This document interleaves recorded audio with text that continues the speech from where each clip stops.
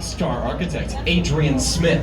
Remember his name for later on the tour as well. He's a very important Chicago architect, Adrian Smith. This is 1,389 feet, all the way up to that spire up there. And this building is also an excellent example of contextualism. Contextualism. These are site-specific buildings that harmonize with their context. They want to live where they are. They can do that in a lot of different ways, but I want to show you how this building is doing it. You guys look up at the side of the building. You guys see how it has 3 patios? 1, 2, 3?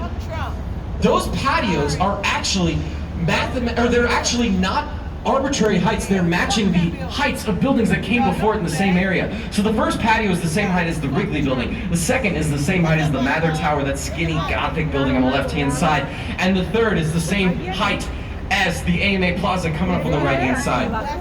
So you guys see the way it's kind of tipping the cap to all the buildings that came before it in the same area. It fits into its context, into its environment, contextually.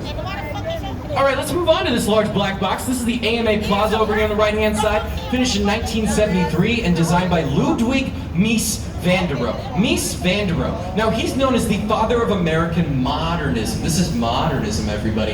He coined the phrase, less is more. So that's what you see when you see these simple, stark black box buildings. It's less is more personified. He wanted to strip away all of that ornamentation and just leave you with the materials of the building, which is what you see right there.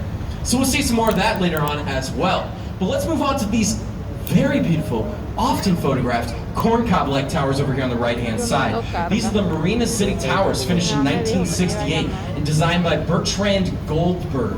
Bertrand Goldberg is an architect who was a bit of a social scientist.